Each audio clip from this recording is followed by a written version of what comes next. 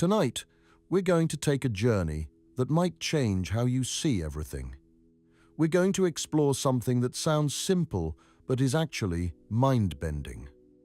We're going to discover the true scale of our home galaxy, the Milky Way, and where it really sits in the cosmic order of things. Because here's what most people don't realize. The Milky Way is actually massive. It's one of the largest galaxies in the observable universe. But at the same time, when you zoom out far enough, it becomes almost nothing. And trust me, by the end of this, you're going to feel very different about that band of light you sometimes see stretching across the night sky. Before we start, if you enjoy these kinds of explorations, a quick like or subscribe would help keep this channel going. It's a small thing, but it means a lot. Now, let's begin. Let's start with what we know. You've probably heard that the Milky Way is big, and it is big. Actually, it's more than big, it's enormous. The Milky Way is one of the largest galaxies in the entire observable universe. Now, I know that might sound surprising, especially when you hear about giant galaxies out there. But here's the truth that most people don't realize. The vast majority of galaxies in the universe are actually tiny compared to the Milky Way. Most galaxies are dwarf galaxies, small collections of a few billion stars or less. The Milky Way, in comparison, is a giant. The Milky Way stretches about 100,000 light-years from one side to the other. That's a distance so enormous that light, which travels at about 186,000 miles per second, takes 100,000 years to cross it. Think about that for a moment. Light from one edge of our galaxy won't reach the other edge for 100,000 years. Inside this spiral structure, we have somewhere between 100 billion and 400 billion stars. The exact number is hard to pin down because, well, counting stars in a galaxy you're inside of is like trying to count all the trees in a forest while standing in the middle of it. You can see some clearly, but most are hidden behind others, obscured by dust and distance. Our Sun is just one of these stars. It sits about 26,000 light-years from the galactic center, tucked into a minor spiral arm called the Orion Spur. We're not at the center of anything special. We're in the suburbs of the galaxy, in a relatively quiet neighborhood where stars aren't too densely packed and supernova explosions are rare enough that life had a chance to develop and survive. The Milky Way has been our home for as long as humans have existed. Every star you can see with your naked eye on a clear night is part of our galaxy. Every constellation, every shooting star, every planet visible in the sky, all of it belongs to this one structure. For most of human history, we didn't even know there was anything beyond it. But here's where things get interesting. The Milky Way is genuinely large. In fact, about 95% of all galaxies in the universe are smaller than the Milky Way. When astronomers survey galaxies across the cosmos, most of what they find are small dwarf galaxies. The Milky Way is actually in the top 5% by size. That makes us exceptional, not average. Yet, despite being one of the largest galaxies around, when you start zooming out, when you start looking at larger and larger structures, the Milky Way begins to shrink in significance. Not in actual size, but in importance. It becomes one piece in structures so vast they dwarf even a large galaxy like ours. And that's the paradox we're going to explore tonight. How the Milky Way can be both enormous and tiny at the same time, depending on what scale you're looking at. But here's where things start to get interesting. The Milky Way isn't alone.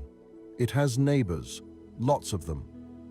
The closest large galaxy to us is Andromeda, which sits about 2.5 million light-years away. Now, Andromeda is actually bigger than the Milky Way. It contains around 1 trillion stars, more than twice what we have. It's also on a collision course with us, but don't worry, that won't happen for another 4.5 billion years, and when it does, it'll be more of a merger than a crash. The distances between stars are so vast that actual collisions between stars are incredibly unlikely. Then there are the Magellanic Clouds, two smaller galaxies that orbit the Milky Way. The Large Magellanic Cloud contains about 10 billion stars, and the Small Magellanic Cloud has a few billion. They're visible from the southern hemisphere as fuzzy patches in the night sky, and they've been known to humans for thousands of years. But people didn't know they were separate galaxies until relatively recently. These galaxies, along with about 50 others, form what astronomers call the local group. It's basically our cosmic neighborhood. Most of the galaxies in the local group are small, dwarf galaxies with just a few billion stars or less. The Milky Way and Andromeda are the two dominant members, the big siblings in a family of smaller galaxies that orbit around them or float between them. The local group spans about 10 million light-years across. That sounds massive, and it is. But here's the thing that starts to put our galaxy in perspective. The local group is just one tiny cluster in a much, much larger structure. The local group is part of something called the Virgo supercluster. Now, a supercluster is exactly what it sounds like. It's a cluster of galaxy clusters. Instead of individual galaxies, we're now talking about groups of galaxies, all gravitationally bound together in an enormous structure. The Virgo supercluster contains at least 100 galaxy clusters and groups. One of the largest is the Virgo cluster itself, which sits about 54 million light-years from us and contains somewhere around 1,000 to 2,000 galaxies. Some of these galaxies are enormous, far bigger than the Milky Way. The Virgo supercluster as a whole contains about 100 trillion stars spread across about 110 million light-years. Let me put that in perspective.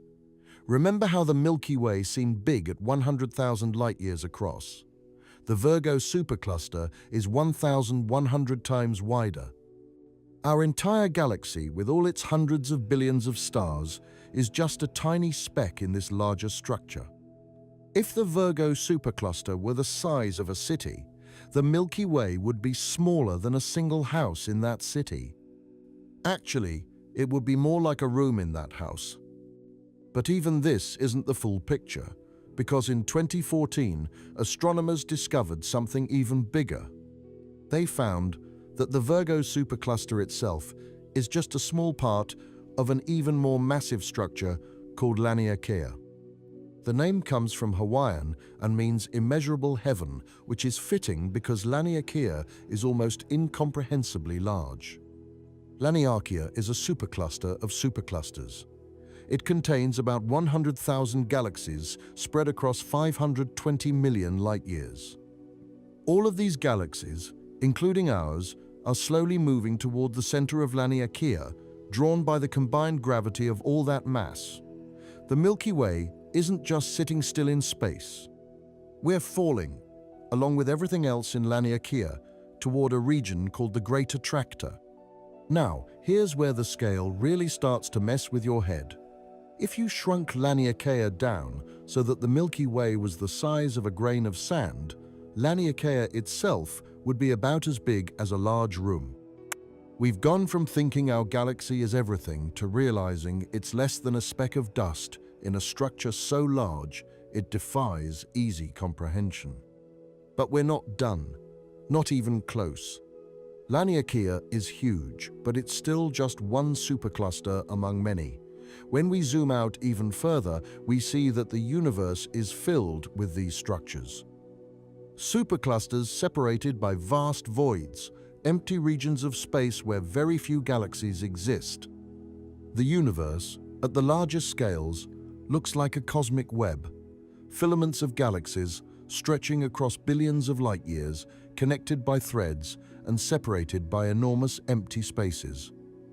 The observable universe, the part of the universe we can actually see, is about 93 billion light-years across. Why 93 billion and not smaller, given that the universe is only about 13.8 billion years old? It's because the universe has been expanding. Light from distant galaxies has been traveling toward us for billions of years, but during that time, the space itself has been stretching, carrying those galaxies even farther away. Within this observable universe, astronomers estimate there are about 2 trillion galaxies. Let that sink in for a moment. 2 trillion. And the Milky Way is just one of them. Not a special one. Not a particularly large one. Just one among 2 trillion others.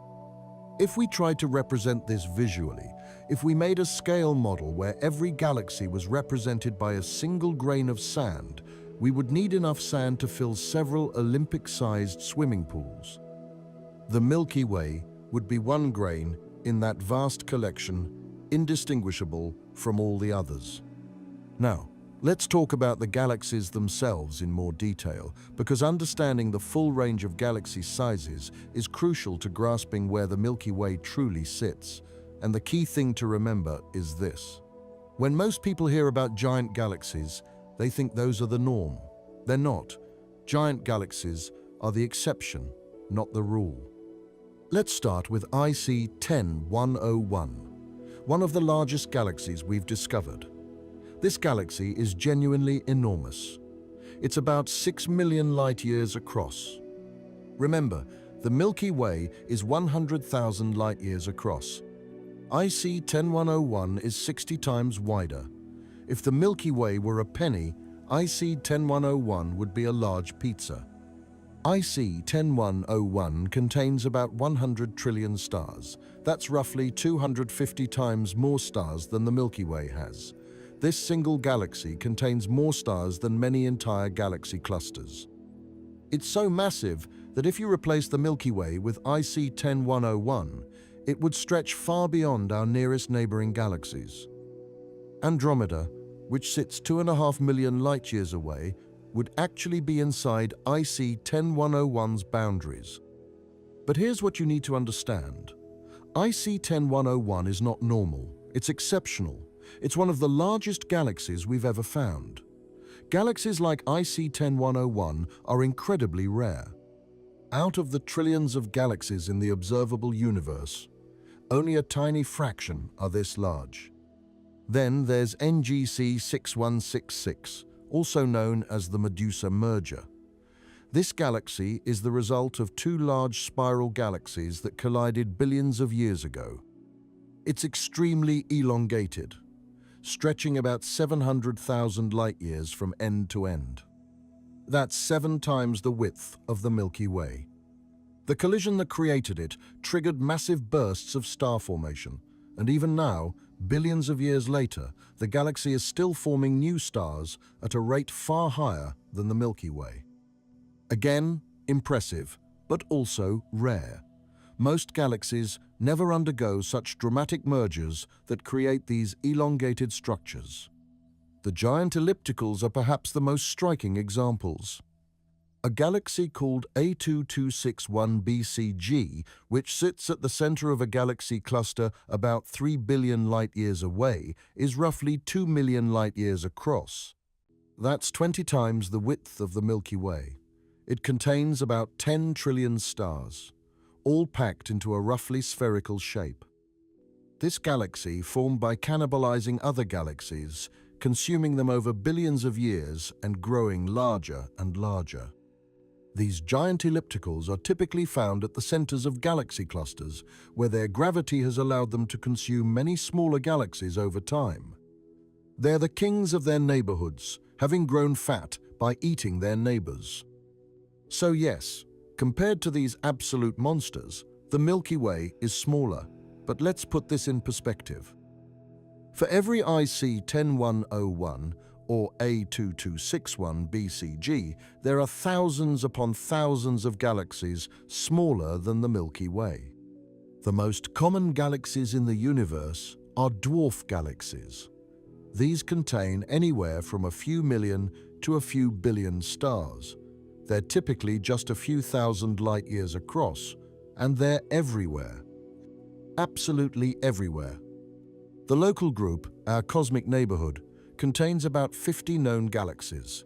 The Milky Way and Andromeda are the two giants. Then there's Triangulum, a smaller spiral.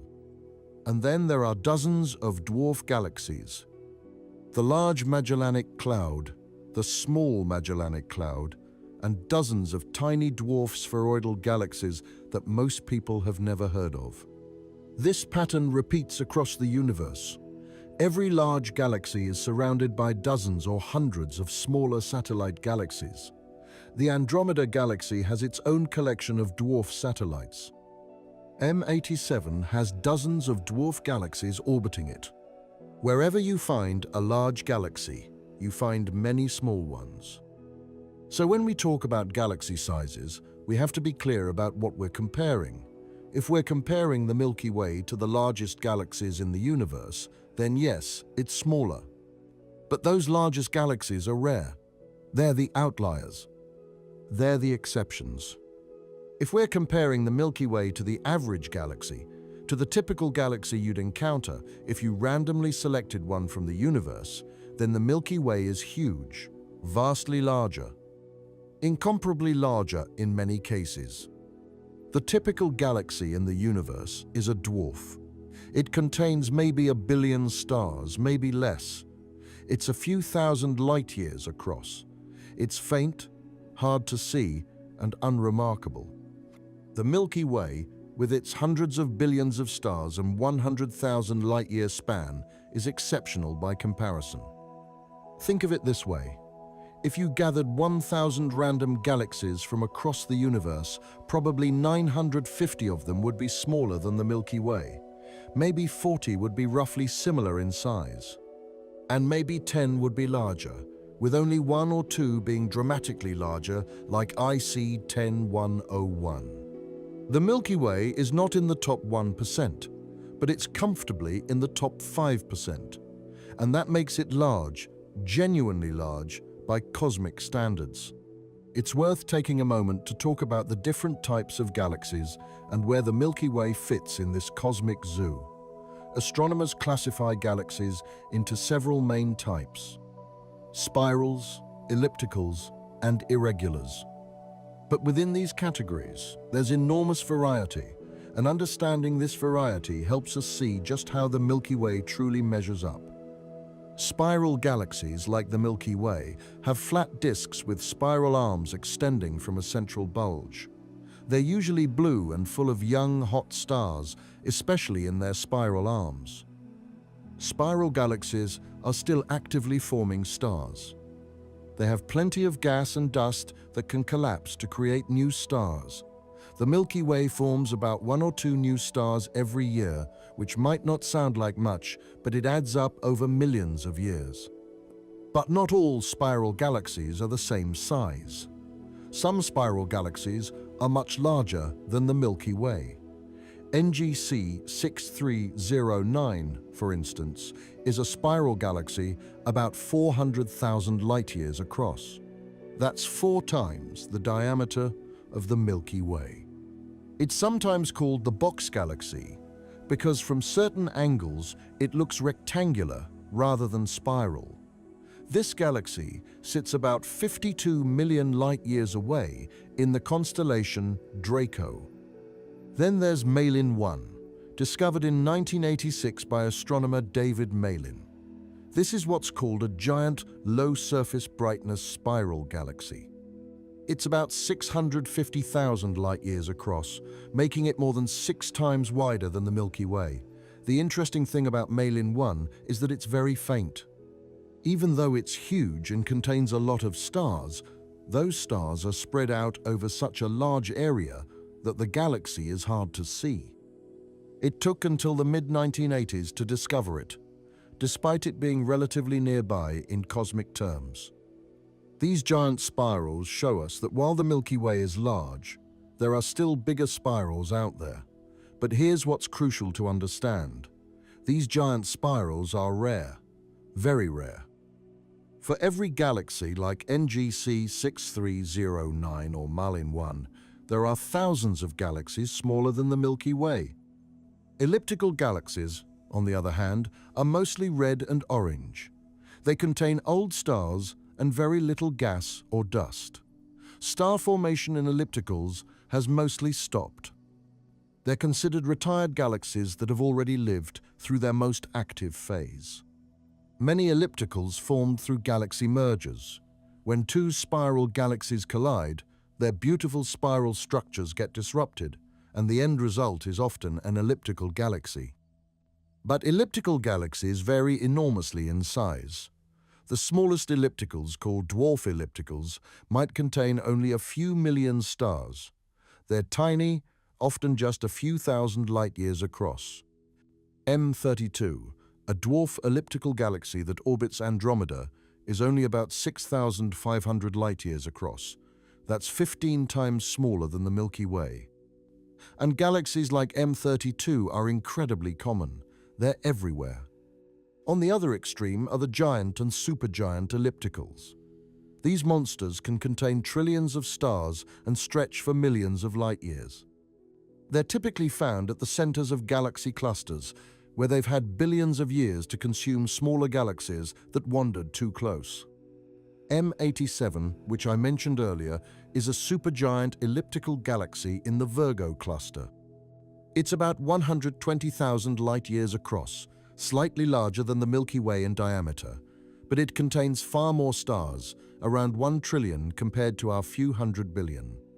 More importantly, M87's mass is much greater.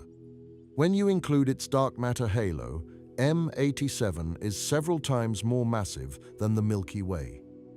M87 is also famous for being the first galaxy where we directly imaged a black hole. In 2019, the Event Horizon Telescope collaboration released an image showing the shadow of M87's central supermassive black hole. This black hole has a mass of about 6.5 billion times the mass of our Sun. To put that in perspective, the black hole at the center of the Milky Way, Sagittarius A star, is only about 4 million solar masses. M87's black hole is more than 1,600 times more massive. These giant ellipticals are impressive, no doubt, but here's the key point. They're extremely rare. Most galaxies in the universe aren't giants like M87.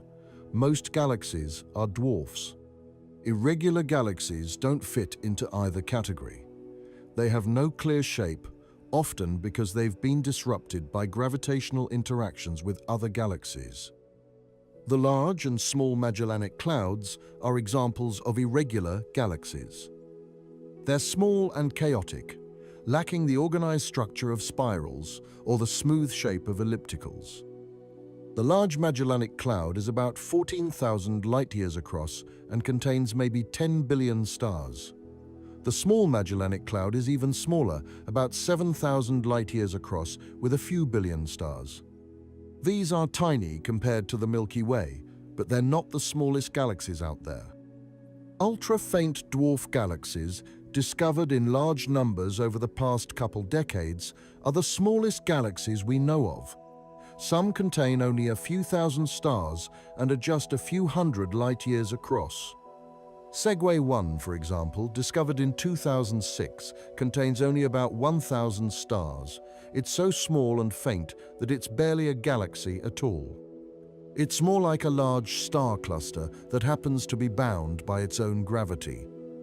These tiny galaxies are interesting because they're thought to be similar to the building blocks that merged to form larger galaxies like the Milky Way.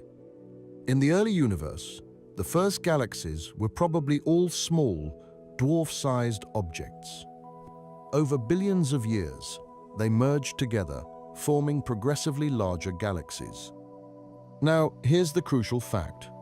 When astronomers survey the universe, these dwarf galaxies are what they find most often. The universe is absolutely packed with dwarf galaxies. For every large galaxy, like the Milky Way, there are probably hundreds or even thousands of dwarf galaxies. The Milky Way itself has about 50 known satellite dwarf galaxies orbiting it. So when we say the Milky Way is one of the largest galaxies in the universe, that's absolutely true. About 95% of all galaxies are smaller than the Milky Way. If you lined up all the galaxies in the universe by mass, the Milky Way would be in the top 5%. That's genuinely impressive. The Milky Way is not an average galaxy. It's a large, massive spiral that contains hundreds of billions of stars. Most galaxies will never have that many stars. Most galaxies are small, faint dwarfs that contain just a fraction of the Milky Way's stellar population. But, and this is a big but, when you compare the Milky Way to the very largest galaxies, to the giant and supergiant ellipticals like M87 or IC10-101, then yes, the Milky Way is smaller. And when you start looking at larger structures, superclusters, and cosmic filaments, the Milky Way becomes just one piece in something much vaster. That's the paradox we're exploring. The Milky Way is simultaneously one of the largest galaxies and also tiny compared to the largest structures. Both things are true. Beyond just size, there are galaxies out there that are extreme in other ways. Let me tell you about some of the most unusual galaxies astronomers have discovered, because these comparisons also help put the Milky Way in perspective. There's NGC 4889, sometimes called the Catherine Wheel Galaxy. It's a spiral galaxy about 300,000 light-years across, 3 times the width of the Milky Way. But what makes it unusual is its extremely bright and active nucleus. The center of this galaxy is forming stars at a rate of about 150 stars per year. That's roughly 100 times faster than the Milky Way. This burst of star formation was probably triggered by a collision with a smaller galaxy millions of years ago. Then there's the Sombrero Galaxy, M104. This is a spiral galaxy seen almost edge-on, and it has an unusually large central bulge. The bulge is so prominent that the galaxy looks more like an elliptical with a thin disk around it than a typical spiral. The Sombrero Galaxy is about 50,000 light-years across, about half the size of the Milky Way, but its central black hole is enormous, about 1 billion solar masses. That's 250 times more massive than the black hole at the center of the Milky Way, despite the galaxy being smaller. The Tadpole Galaxy, UGC 10214, is a disrupted spiral galaxy with an enormous tail of stars stretching out behind it. The tail is about 280,000 light-years long. What happened was another galaxy passed close by, and the gravitational interaction pulled stars and gas out of the Tadpole Galaxy, creating this long stream. The galaxy itself is about 180,000 light-years across, nearly twice the width of the Milky Way, and the whole structure, including the tail, spans about 400,000 light-years. Hoag's object is one of the strangest galaxies ever discovered. It's a ring galaxy where a perfect ring of young blue stars surrounds an older yellow core with almost nothing in between. The ring is about 100,000 light-years across, similar to the Milky Way's diameter, but the structure is completely different. No one is entirely sure how ring galaxies form. The leading theory is that they result from a collision where a smaller galaxy passed directly through the center of a larger disk galaxy, creating a ripple that became a ring. But Hoag's object is so perfect and symmetrical that this explanation seems almost too simple. Centaurus A is a peculiar galaxy that's a hybrid of an elliptical and spiral. It's an elliptical galaxy with a prominent dust lane cutting across its middle, and this dust lane is actually a smaller spiral galaxy that Centaurus A is in the process of consuming. The galaxy is about 60,000 light-years across, smaller than the Milky Way, but it's extremely active. Its central black hole is feeding on the infalling material, producing enormous jets of matter and energy that extend for millions of light-years into space. These jets are among the largest structures produced by any galaxy, far exceeding anything the Milky Way has ever produced. The antennae galaxies, NGC 4038 and NGC 4039, are 2 spiral galaxies in the process of colliding. They're named for their long tidal tails that extend outward like insect antennae. Each galaxy was probably similar in size to the Milky Way before the collision, but now the whole structure spans about 500,000 light-years. The collision has triggered massive star formation. Thousands of new star clusters are forming in the regions where the two galaxies overlap. This is a preview of what might happen when the Milky Way and Andromeda collide billions of years from now. These extreme galaxies show us the incredible variety in the universe. The Milky Way, by comparison, is pretty normal. It's not undergoing any major collisions. It's not forming stars at an extreme rate. It doesn't have unusual structures like rings or jets. It's just a regular spiral galaxy going about its business of slowly rotating and forming a few new stars every year. And that normality is actually a good thing. Extreme galaxies, while fascinating, are often chaotic places. The bursts of star formation that accompany galaxy collisions also produce lots of supernovae, which release deadly radiation. The active galactic nuclei powered by feeding black holes can sterilize large regions of their host galaxies with intense radiation. The Milky Way's quiet, steady existence has allowed planetary systems like ours to form and remain stable for billions of years. If we lived in one of those extreme galaxies, Earth might have been sterilized by radiation long ago. Our normality, our averageness, might be exactly what life needs. Let me come back to IC 10101 for a moment, because this galaxy really deserves more attention. It was discovered in 1990 by a British astronomer named William Herschel, though at the time, no one realized how massive it was.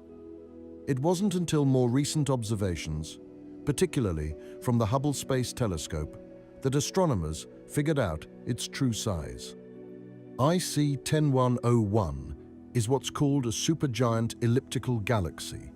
It sits at the center of the Abell 2029 galaxy cluster, about 1.07 billion light-years from Earth. Its mass is estimated at around 100 trillion times the mass of our Sun. The Milky Way, by comparison, has a mass of about 1.5 trillion solar masses, including all its dark matter. IC 10101 is roughly 60 to 70 times more massive. What makes IC 10101 so large?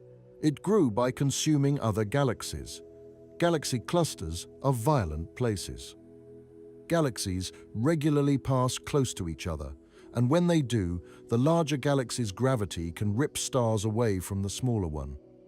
Over billions of years, a galaxy at the center of a cluster can consume dozens or even hundreds of smaller galaxies, growing larger and larger. If you lived on a planet in IC 10101, your night sky would be absolutely packed with stars. The density of stars near the galaxy's center is thousands of times higher than in the Milky Way. You'd see stars in every direction, close enough that some would shine as bright as Venus or Jupiter appear in our sky.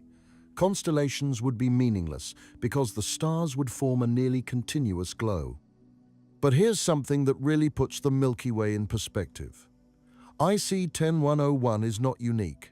There are thousands of giant elliptical galaxies scattered throughout the universe. A 2261 BCG, the galaxy I mentioned earlier, is even larger. And there are others. M87 in the Virgo cluster contains about 1 trillion stars and has a supermassive black hole at its center that's 6.5 billion times the mass of the Sun. For comparison, the black hole at the center of the Milky Way is only about 4 million solar masses. These galaxies are the true giants of the universe. Next to them, the Milky Way is small, not tiny, not insignificant, but definitely small. Earlier, I mentioned that our galaxy is moving towards something called the Great Attractor. This deserves a deeper explanation because it's one of the most fascinating discoveries in modern astronomy. Astronomers in the 1970s noticed something strange. When they measured the motion of our galaxy and nearby galaxies, they found that we're all moving in a particular direction at about 600 kilometers per second. That's over 1 million miles per hour. This motion is separate from the universe's expansion. Something is pulling us.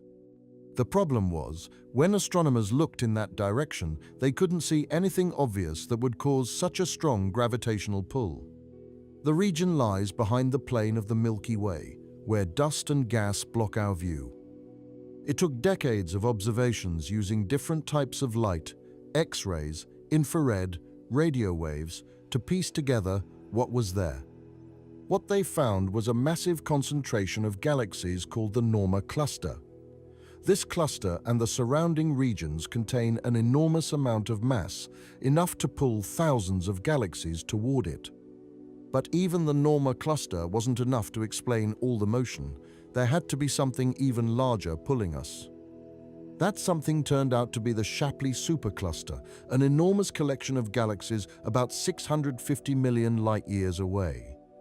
It's one of the largest structures in the nearby universe, containing thousands of galaxies with a total mass of about 10,000 trillion times the mass of the Sun. The combined gravity of all these galaxies is what's pulling the Milky Way and everything else in our region of space. But here's where it gets even more interesting. Recent observations have shown that even the Shapley supercluster is moving.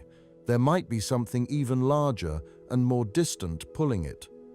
The universe, at the largest scales, is a complex web of motion, with structures pulling on other structures in ways we're still trying to understand. The point is this: the Milky Way isn't a fixed point in space. We're falling, along with thousands of other galaxies, toward concentrations of mass that are so large they dwarf our entire local group. Our galaxy is just a tiny piece of cosmic driftwood caught in currents we can barely measure.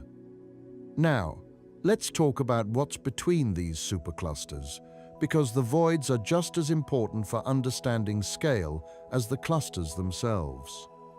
When you map out the distribution of galaxies in the universe, you find that they're not evenly spread.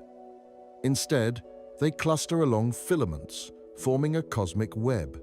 Between these filaments are vast empty regions called voids. The largest known void is the KBC void, named after astronomers Ryan Keenan, Amy Barger, and Lennox Cowie, who studied it extensively. This void is roughly 2 billion light-years across. Inside it, there are very few galaxies. It's not completely empty, but the density of galaxies is much lower than in surrounding regions. Think about that scale for a moment. A void 2 billion light-years across. If you were somehow transported to the center of this void and looked out in any direction, the nearest significant galaxy clusters would be about 1 billion light-years away. At that distance, even a giant galaxy would appear as just a faint smudge, barely visible even with powerful telescopes. Our Milky Way could fit across the width of the KBC void 20,000 times. The entire local group would be a barely visible speck. Even Laniakea, that immense supercluster containing 100,000 galaxies, would fit across the KBC void less than 4 times. These voids make up about 80% of the universe's volume. Most of space is empty. The galaxies, superclusters, and filaments occupy only a small fraction of the total volume. It's like the universe is a vast ocean with islands of matter scattered throughout, and the Milky Way is a single grain of sand on one of those islands. Before we get to the Hercules Corona Borealis Great Wall, let's talk about some other massive structures that make the Milky Way look tiny. The universe isn't just filled with individual galaxies. It's filled with structures made of galaxies, and these structures are absolutely enormous. The Sloan Great Wall was discovered in 2003 by astronomers analyzing data from the Sloan Digital Sky Survey. This is a wall of galaxies that stretches about 1.37 billion light-years across. It's located about 1 billion light-years from Earth, and it contains tens of thousands of galaxies. To put that in perspective, if the Milky Way were the size of a grain of rice, the Sloan Great Wall would be about the length of a football field. Actually, that's understating it. If the Milky Way were a grain of rice, the Sloan Great Wall would be longer than 10 football fields placed end to end. This structure was discovered by mapping the three-dimensional positions of galaxies. When you plot where galaxies are in space, not just where they appear on the sky, but how far away they are, patterns emerge. Galaxies aren't randomly distributed. They cluster along filaments and walls, surrounding vast empty voids. The Sloan Great Wall is one of these walls. It's a sheet of galaxies, relatively thin, but extremely long and wide. Think of it like a cosmic membrane, stretching across more than 1 billion light-years of space. The galaxies within it are gravitationally connected, though loosely. They're all part of the same large-scale structure.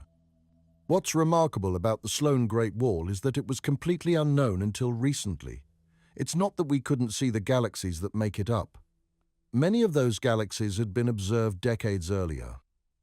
But we didn't know they formed a coherent structure until we had good distance measurements for enough galaxies to map out their three-dimensional positions. This discovery showed that the universe has structure on scales much larger than anyone had previously realized. Superclusters like Laniakea are huge, spanning hundreds of millions of light-years. But walls like the Sloan Great Wall are even larger, spanning more than 1 billion light-years. Then there's the CFA-2 Great Wall, discovered even earlier in 1989. This is another filament of galaxies, about 500 million light-years long, 200 million light-years wide, and 15 million light-years thick. It's smaller than the Sloan Great Wall, but still enormous. It contains tens of thousands of galaxies, including some very large ones. The CFA-2 Great Wall is closer to us than the Sloan Great Wall, about 200 million light-years away. The Virgo supercluster, which contains the Milky Way, is actually part of this structure. So, in a sense, we live on one of these cosmic walls. But the Milky Way is just one tiny galaxy among tens of thousands that make up the wall. These discoveries changed how astronomers think about the universe's structure. In the early 20th century, galaxies were thought to be more or less randomly distributed in space. Sure, there were clusters, groups of galaxies bound together by gravity. But those clusters were thought to be isolated islands in an otherwise empty void. By the late 20th century, it became clear that this wasn't true. Galaxies aren't randomly distributed.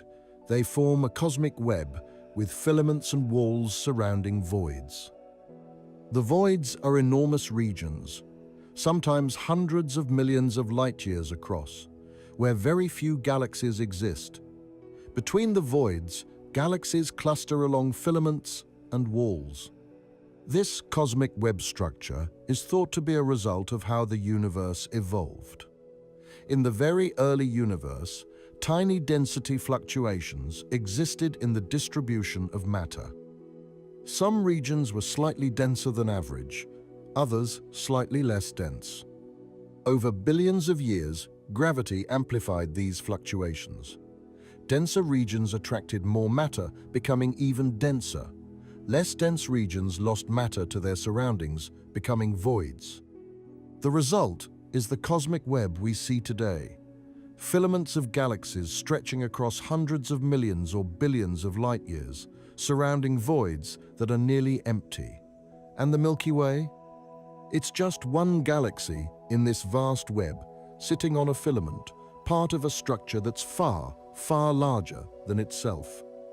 Computer simulations of the universe's evolution, running on some of the most powerful supercomputers in the world, reproduce this cosmic web structure. By starting with the conditions that existed shortly after the Big Bang and letting gravity do its work, these simulations show the formation of filaments and voids that look remarkably similar to what we observe in the real universe.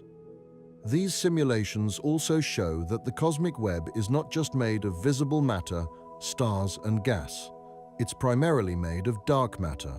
The dark matter forms the scaffolding, the underlying structure. Visible matter falls into this scaffolding, collecting in the densest regions where it can form galaxies and stars. So when we talk about structures like the Sloan Great Wall, we're really talking about a concentration of dark matter that happens to contain tens of thousands of galaxies. The galaxies are just the visible parts, like lights on a Christmas tree. The tree itself, the structure that holds everything together, is made of dark matter. The Milky Way sits in this cosmic web held by dark matter connected to other galaxies through filaments of dark matter. We're part of something much larger than ourselves. And that something is incomprehensibly vast. If voids show us how empty the universe can be, then the largest structures show us how much matter can cluster together. The Hercules Corona Borealis Great Wall is the largest known structure in the universe. It's a galactic filament, basically a long string of galaxy clusters that stretches across about 10 billion light-years. To put that in perspective, the Milky Way is 100,000 light-years across. The Hercules Corona Borealis Great Wall is 100,000 times larger. If you traveled at the speed of light, it would take you 100,000 years to cross the Milky Way. It would take you 10 billion years to cross this structure. That's more than 70% of the age of the universe itself. This structure contains billions of galaxies. The total mass is almost impossible to comprehend. And yet, even this enormous structure is just one part of the universe's cosmic web. There are other giant walls and filaments, slightly smaller, but still staggeringly large. The existence of structures this large actually created a problem for cosmologists. According to our understanding of how the universe evolved, there shouldn't be enough time for structures this large to form. The universe is only 13.8 billion years old. Gravity works slowly. It takes time for matter to clump together into galaxies, and even more time for those galaxies to cluster into groups and superclusters. Computer simulations of the universe's evolution predicted that the largest structures should be no more than 1.2 billion light-years across. The Hercules Corona Borealis Great Wall is roughly 10 times larger than that. Its existence suggests that either our models are wrong or incomplete, or that the universe is stranger than we thought. Either way, the takeaway is clear. The Milky Way, sitting in its little corner of the Virgo supercluster, is utterly insignificant compared to structures like this. Our entire galaxy could be copied 10 billion times and strung end to end, and it would just barely match the length of one cosmic filament. Before we get to the Hercules Corona Borealis Great Wall, let's talk about some other massive structures that make the Milky Way look tiny. The universe isn't just filled with individual galaxies. It's filled with structures made of galaxies, and these structures are absolutely enormous. The Sloan Great Wall was discovered in 2003 by astronomers analyzing data from the Sloan Digital Sky Survey. This is a wall of galaxies that stretches about 1.37 billion light-years across. It's located about 1 billion light-years from Earth, and it contains tens of thousands of galaxies. To put that in perspective, if the Milky Way were the size of a grain of rice, the Sloan Great Wall would be about the length of a football field. Actually, that's understating it. If the Milky Way were a grain of rice, the Sloan Great Wall would be longer than 10 football fields placed end to end. This structure was discovered by mapping the three-dimensional positions of galaxies. When you plot where galaxies are in space, not just where they appear on the sky, but how far away they are, patterns emerge. Galaxies aren't randomly distributed. They cluster along filaments and walls, surrounding vast empty voids. The Sloan Great Wall is one of these walls. It's a sheet of galaxies, relatively thin but extremely long and wide. Think of it like a cosmic membrane, stretching across more than 1 billion light-years of space. The galaxies within it are gravitationally connected, though loosely. They're all part of the same large-scale structure. What's remarkable about the Sloan Great Wall is that it was completely unknown until recently. It's not that we couldn't see the galaxies that make it up. Many of those galaxies had been observed decades earlier. But we didn't know they formed a coherent structure until we had good distance measurements for enough galaxies to map out their three-dimensional positions. Before we get to the Hercules Corona Borealis Great Wall, let's talk about some other massive structures that make the Milky Way look tiny. The universe isn't just filled with individual galaxies. It's filled with structures made of galaxies, and these structures are absolutely enormous.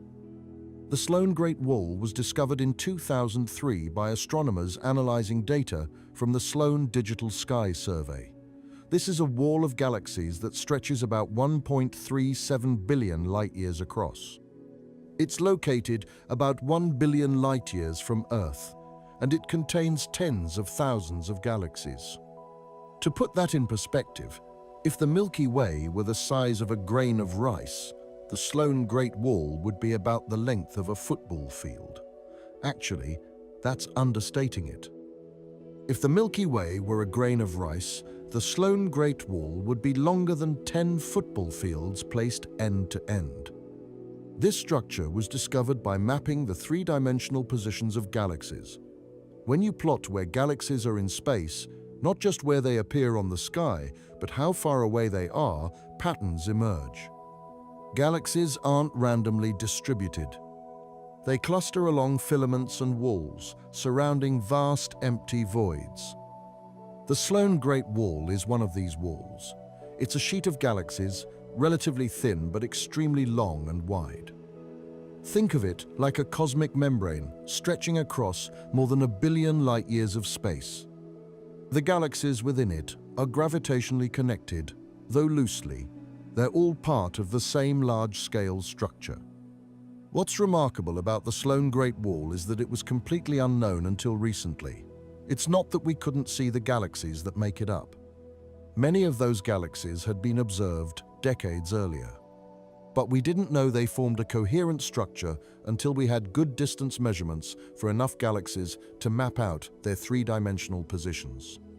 This discovery showed that the universe has structure on scales much larger than anyone had previously realized. Superclusters like Laniakea are huge, spanning hundreds of millions of light-years. But walls like the Sloan Great Wall are even larger, spanning more than 1 billion light-years. Then there's the CFA 2 Great Wall, discovered even earlier in 1989.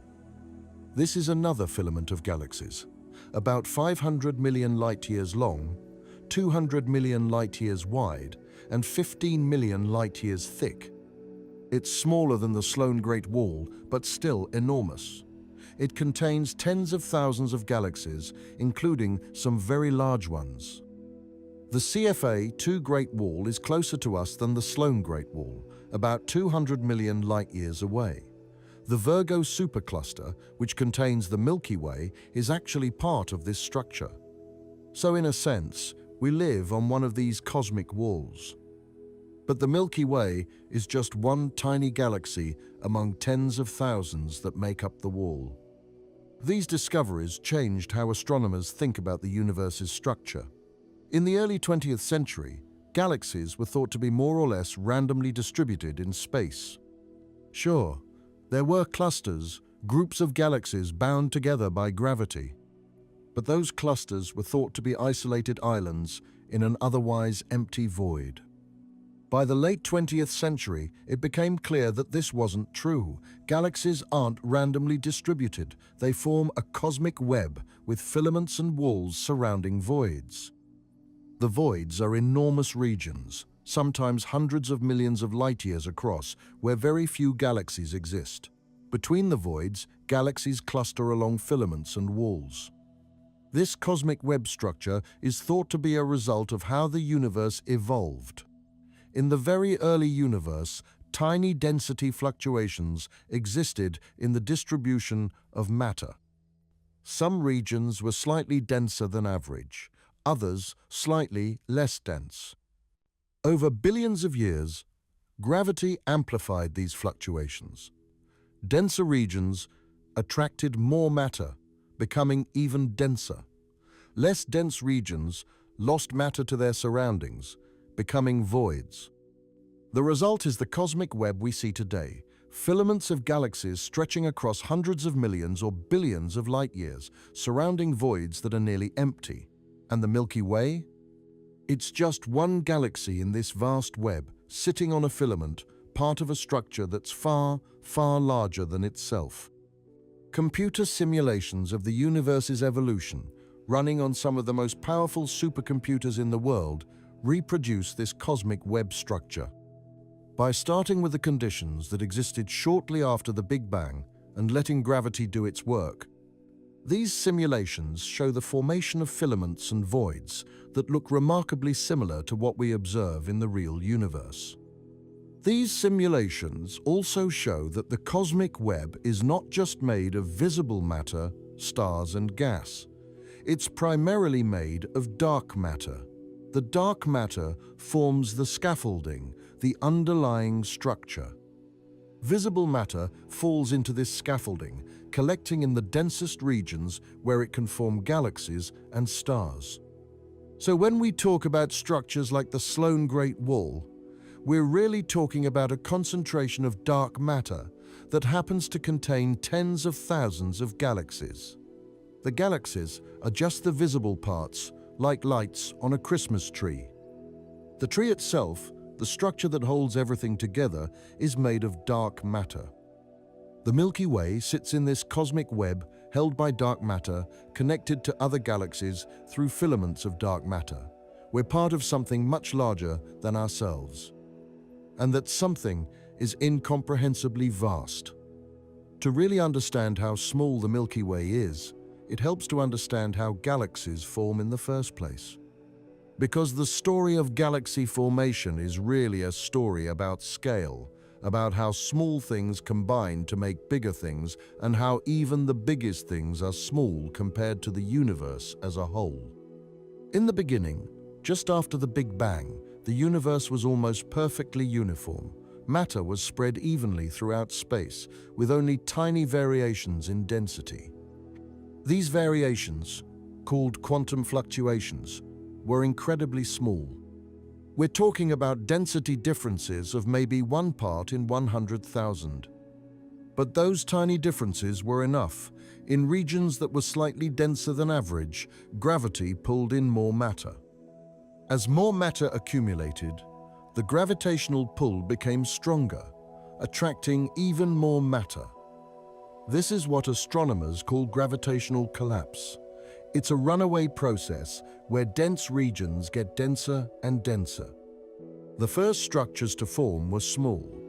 In the first few 100 million years after the Big Bang, the universe was forming what we now call mini halos. These were clumps of dark matter, each containing maybe 1,000,000 times the mass of the Sun. Visible matter, hydrogen and helium gas, fell into these dark matter halos and began to form the first stars. These first stars were different from stars today. They were made of pure hydrogen and helium, with no heavy elements. They were also enormous, often 100 or more times the mass of the Sun. These massive stars lived fast and died young, exploding as supernovae after just a few million years. But their deaths enriched the surrounding gas with heavy elements. The next generation of stars could form from gas that contained carbon, oxygen, iron, and other elements. This allowed for more complex chemistry and eventually for rocky planets to form. As time went on, these mini halos merged. 2 mini halos would fall together, their dark matter combining, their stars mixing. The result was a slightly larger halo with more stars. This process repeated over and over. Small structures merged to form larger structures. By about 1 billion years after the Big Bang, the first true galaxies had formed. These early galaxies were small by today's standards, maybe a few billion stars, much smaller than the Milky Way. But they were growing, consuming gas from their surroundings and merging with other small galaxies. The Milky Way formed through this process. It wasn't created all at once. It grew gradually over billions of years through mergers and accretion. The oldest stars in the Milky Way, found in the halo and globular clusters, formed more than 13 billion years ago in some of those early small galaxies. As those small galaxies merged, their stars became part of the Milky Way. Studies of the chemical composition of stars in the Milky Way have revealed this history. Different stars have different ratios of elements, reflecting the conditions in the gas clouds from which they formed.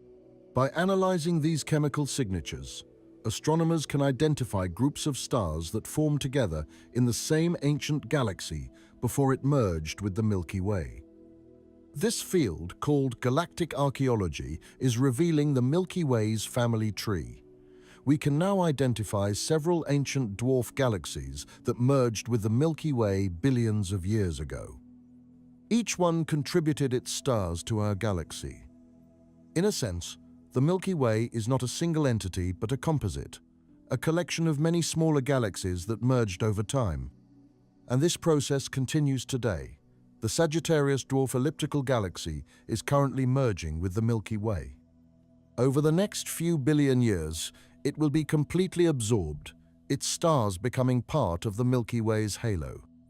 The large and small Magellanic Clouds will eventually meet the same fate. This process of growth through mergers is common to all large galaxies.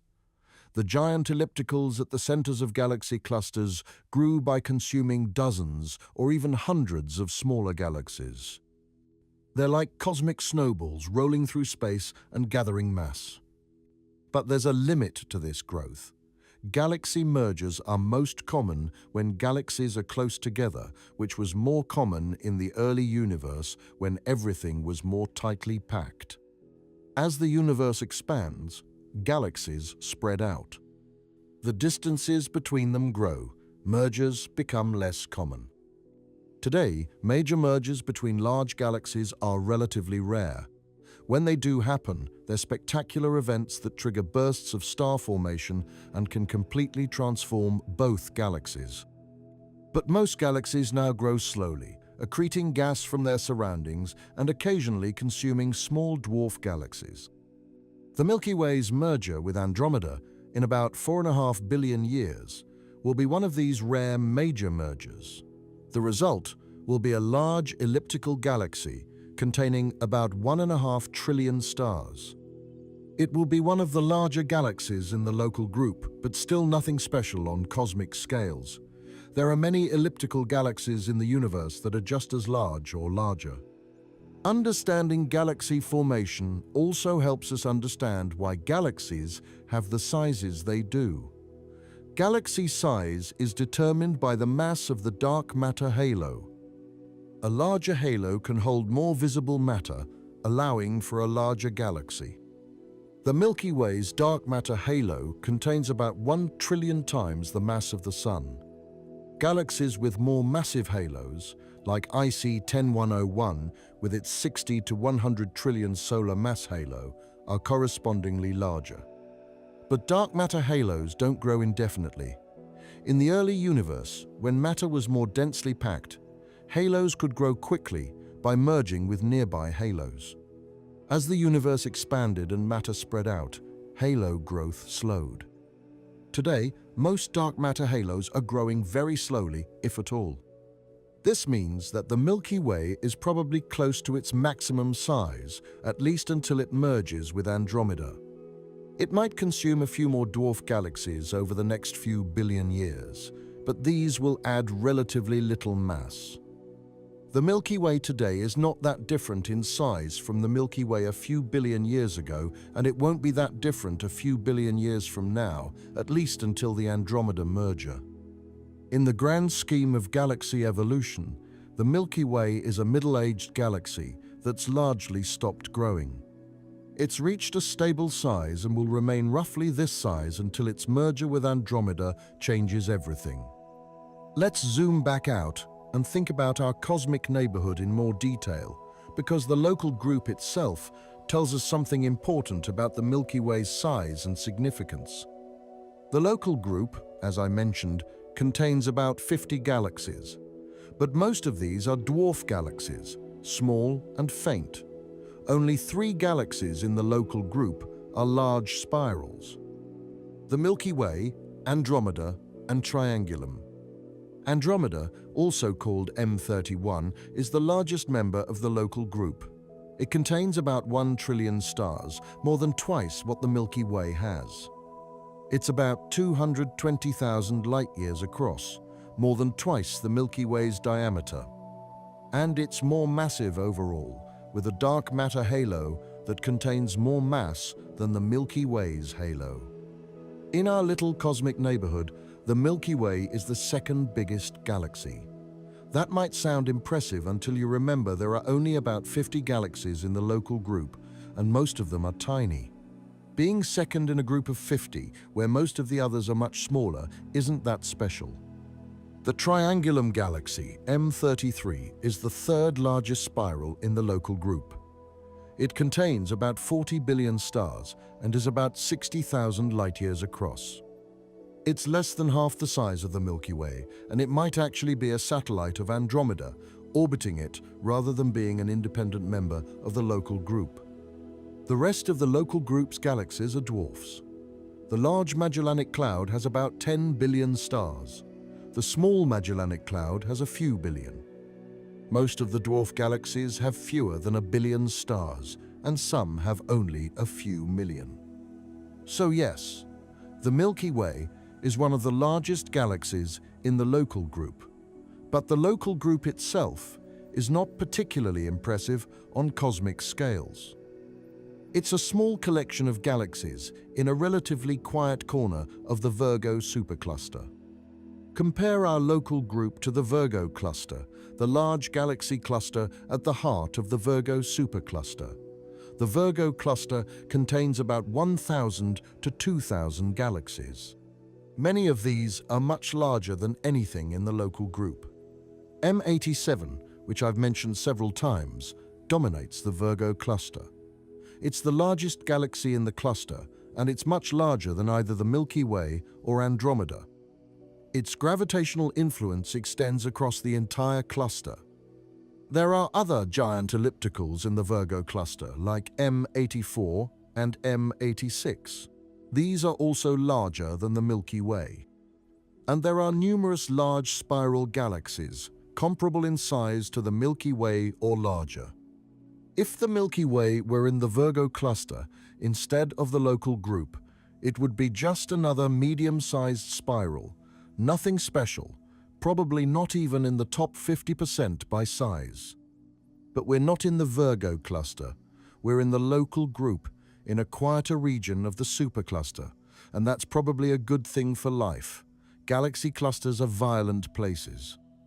Galaxies pass close to each other regularly. Gravitational interactions strip gas and stars from galaxies. The space between galaxies is filled with hot, X-ray emitting gas. In a cluster like Virgo, the Milky Way might have lost much of its gas to these interactions. Without gas, we couldn't form new stars. Our galaxy would be aging, running out of fuel, slowly dying. Being in a small group like the local group means we're more isolated. We've avoided many of the violent interactions that cluster galaxies experience. We've been able to retain our gas and continue forming stars. This stability might have been crucial for life on Earth. So while the local group is small and the Milky Way is just the second largest galaxy in it, this modest position might be exactly what we need. Sometimes being small and out of the way is better than being large and in the thick of things. Compare our local group to the Virgo cluster, the large galaxy cluster at the heart of the Virgo supercluster. The Virgo cluster contains about 1,000 to 2,000 galaxies. Many of these are much larger than anything in the local group. M87, which I've mentioned several times, dominates the Virgo cluster. It's the largest galaxy in the cluster, and it's much larger than either the Milky Way or Andromeda. Its gravitational influence extends across the entire cluster. There are other giant ellipticals in the Virgo cluster, like M84 and M86. These are also larger than the Milky Way. And there are numerous large spiral galaxies comparable in size to the Milky Way or larger. If the Milky Way were in the Virgo cluster instead of the local group, it would be just another medium-sized spiral. Nothing special, probably not even in the top 50% by size.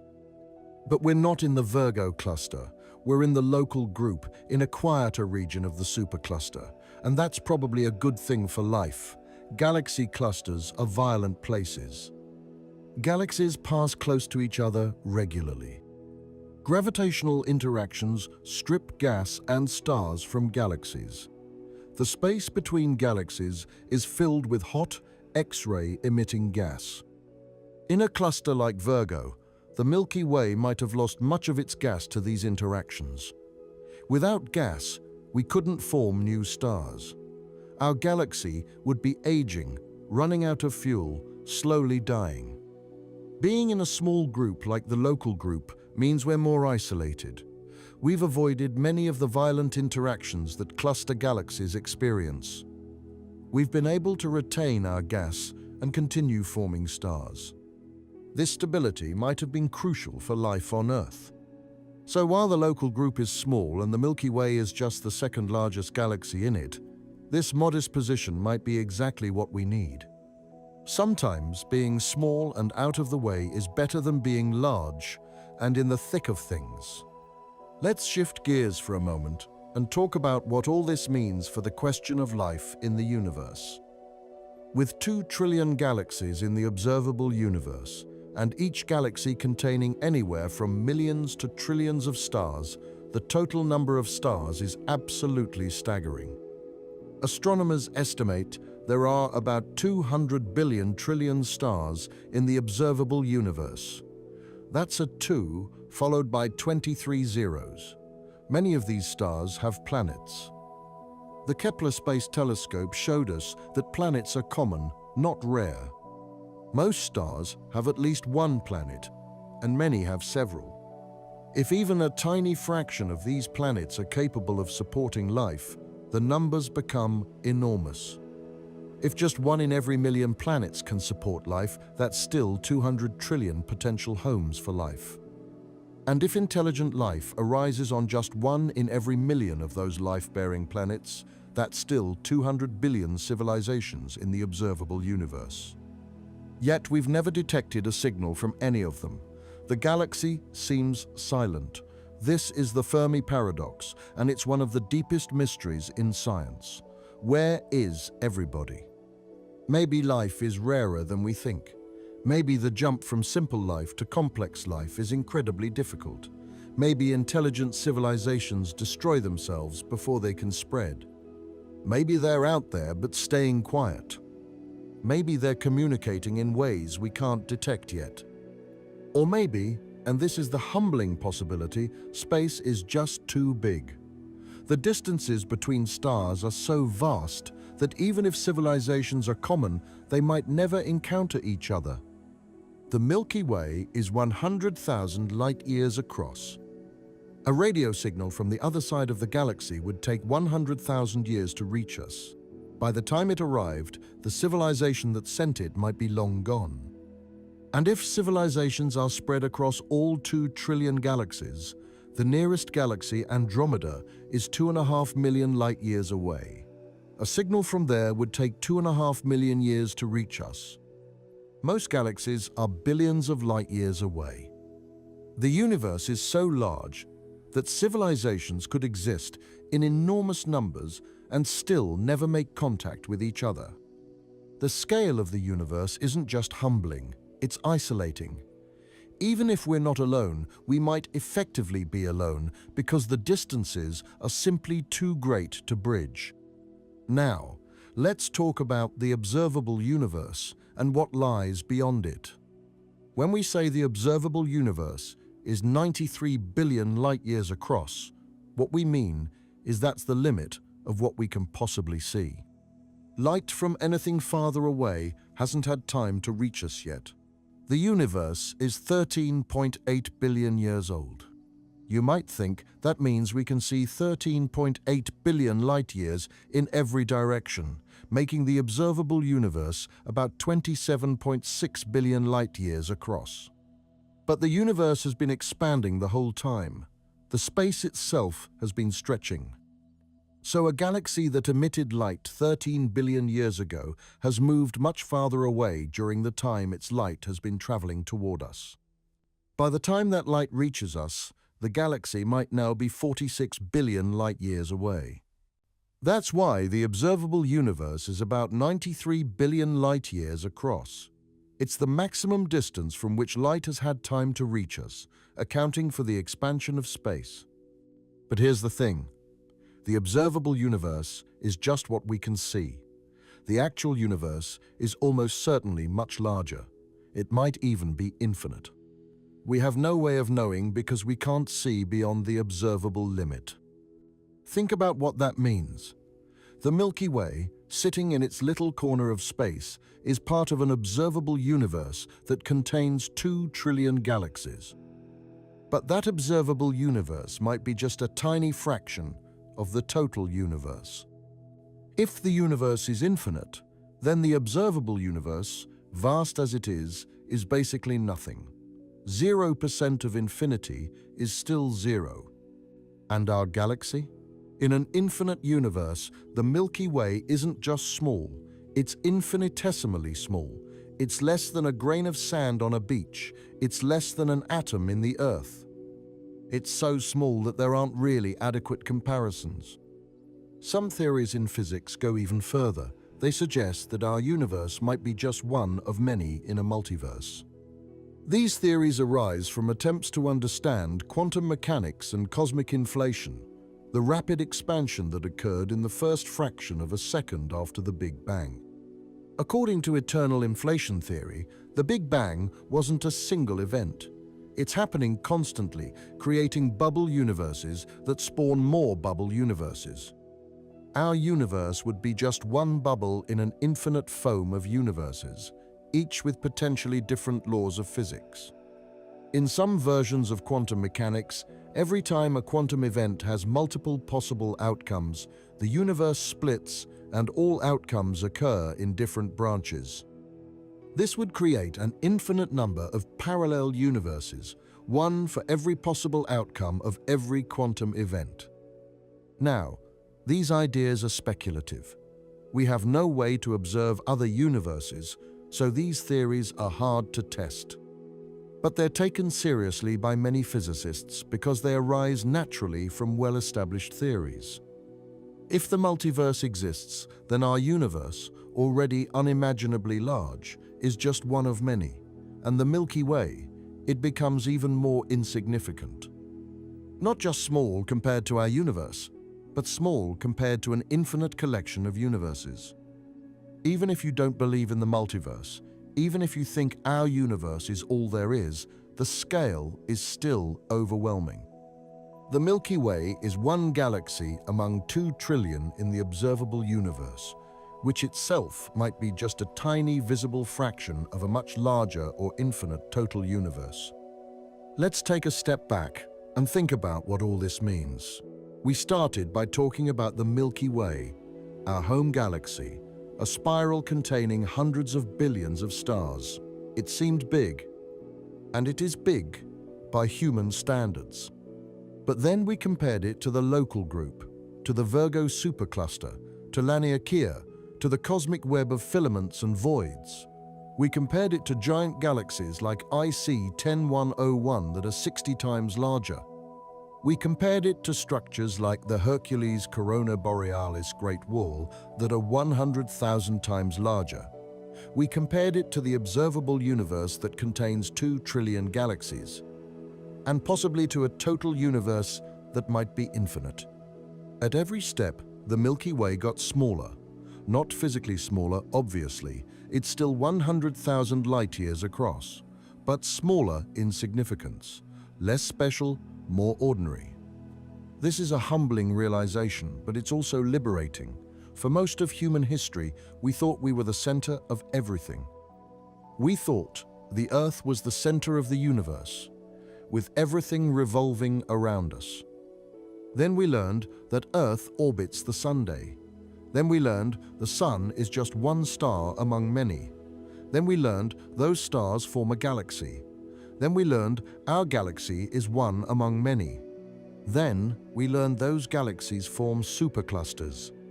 Then we learned those superclusters are just small parts of a much larger cosmic web.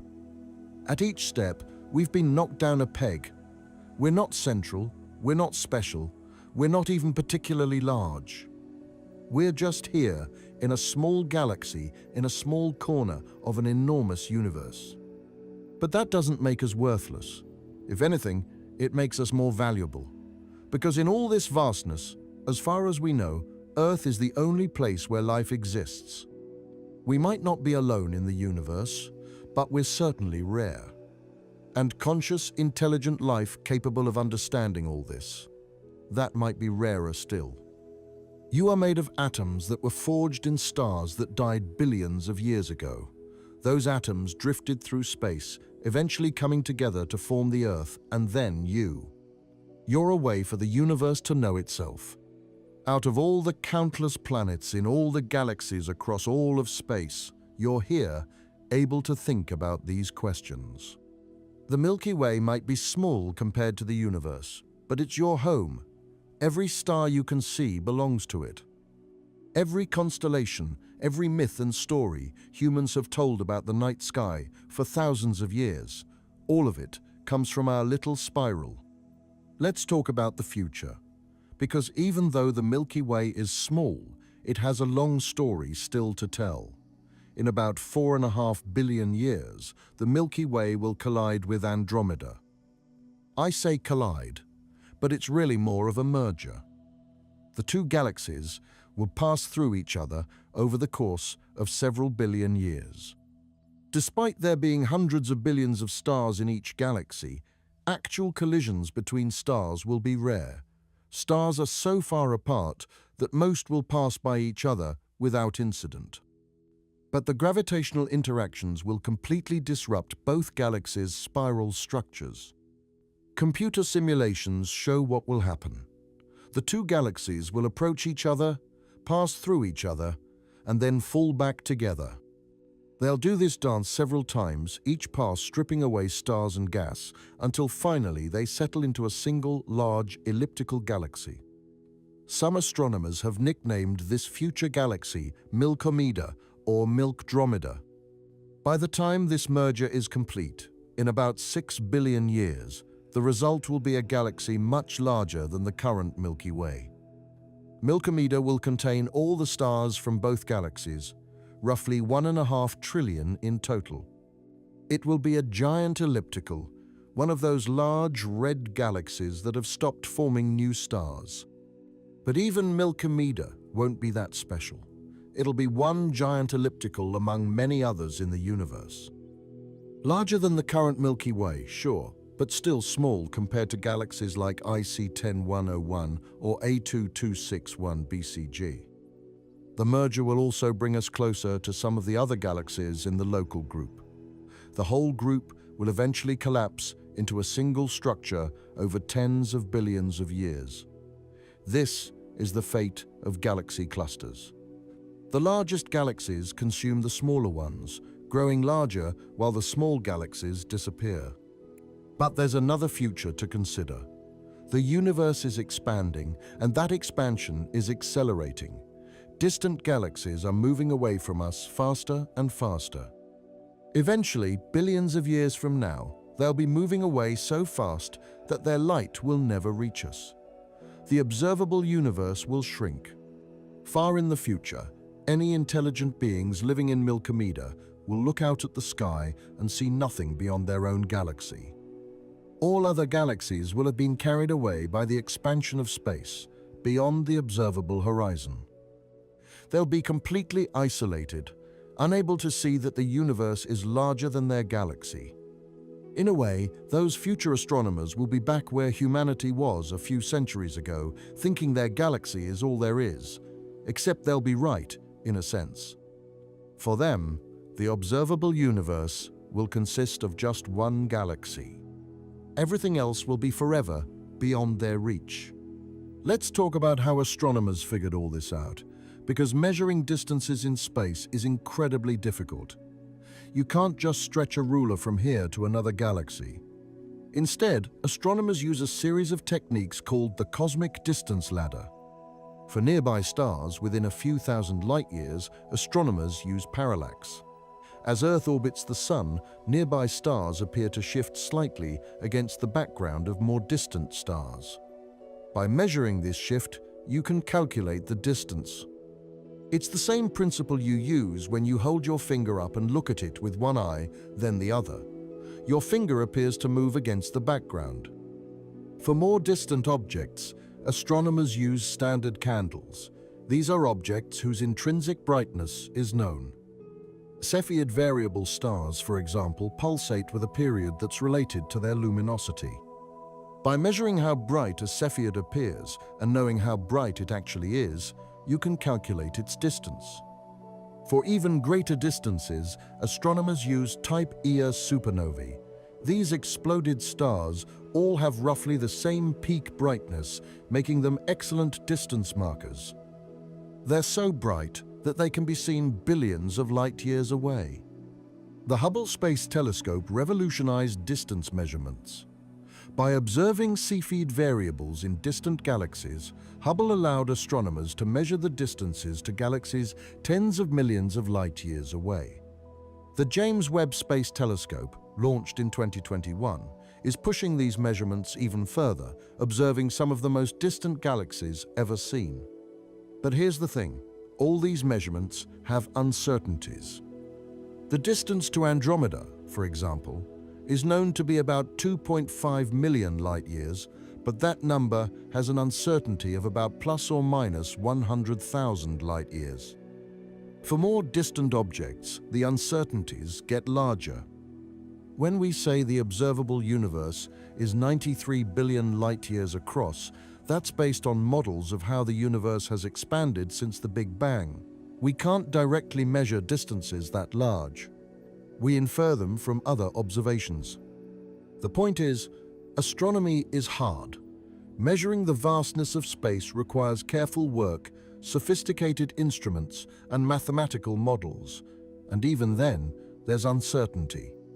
But despite these challenges, astronomers have built up a consistent picture of the universe's scale, and that picture shows clearly that the Milky Way is just a tiny part of something much, much larger. We can't talk about the universe's scale without mentioning dark matter and dark energy, because these invisible components make up most of the universe. Normal matter, the stuff that makes up stars, planets, and us, accounts for only about 5% of the universe's total energy content. Dark matter makes up about 27%. We can't see it directly, but we can detect its gravitational effects. Galaxies rotate in ways that only make sense if they contain much more mass than we can see. Galaxy clusters are held together by gravity that's stronger than what the visible matter alone could produce. Dark matter provides the extra gravity. The Milky Way has a dark matter halo that extends far beyond its visible stars. This halo contains about 10 times as much mass as all the visible matter in the galaxy. Without dark matter, the Milky Way couldn't exist. The stars would fly apart. The galaxy wouldn't hold together. When we compare galaxy sizes, we're really comparing their dark matter halos as much as their visible components. A galaxy like IC 10101 isn't just 60 times larger in stars. It's also surrounded by a dark matter halo that's proportionally larger, containing proportionally more mass. Dark energy is even stranger. It makes up about 68% of the universe's energy content, and we have almost no idea what it is. We know it exists because the universe's expansion is accelerating. Something is pushing space apart, and that something is what we call dark energy. Dark energy is causing distant galaxies to move away from us faster and faster. Eventually, it will tear apart even gravitationally bound structures like galaxy clusters. Billions of years from now, dark energy might even overcome the gravity holding galaxies together, ripping them apart, star by star. This means that even though the Milky Way seems small compared to the universe now, it might be relatively larger in the future. As dark energy pushes structures apart, making the universe less dense, galaxies like the Milky Way will become more isolated. In the far future, the Milky Way and its merged form with Andromeda might be one of the few remaining structures in a vast, empty universe. But that's billions of years away. For now, the universe is still full of galaxies, superclusters, and cosmic structure, and the Milky Way remains a small part of that structure. So what does all this mean for us practically? Does it matter that the Milky Way is small compared to the universe? Does it change anything about our daily lives? In one sense, no. You still have to go to work, pay bills, deal with the same everyday problems as always. The fact that the universe is vast doesn't change any of that. But in another sense, yes. Understanding our place in the universe changes how we see ourselves and our world. Every boundary we've ever fought over, every disagreement we've ever had, plays out on a planet orbiting one star among hundreds of billions in a galaxy that's one of trillions. The astronomer Carl Sagan talked about this when discussing the pale blue dot photograph. That picture shows Earth as a tiny speck in a sunbeam taken from the edge of the solar system by Voyager 1. Sagan said that everyone we love, everyone we know, every human who ever existed lived out their lives on that speck. All our triumphs and tragedies, all our wars and peace, all of it happened on that one small world. And that world orbits a star in a galaxy that's small. Not the smallest, but definitely small compared to what's out there. This perspective doesn't make our lives meaningless. If anything, it makes them more meaningful. Because we're here, able to understand all this, we're the universe becoming aware of itself. The Milky Way might be small, but it's your home. And as far as we know, Earth might be the only place in this vast universe where life has arisen and become conscious. That makes us precious, not worthless. Astronomers are still discovering new things about the universe's scale. New telescopes are being built. New observations are being made. Our picture of the cosmos continues to evolve. The James Webb Space Telescope is already sending back images of galaxies that existed when the universe was very young, less than 1 billion years after the Big Bang. These early galaxies are smaller than the Milky Way, often by a lot.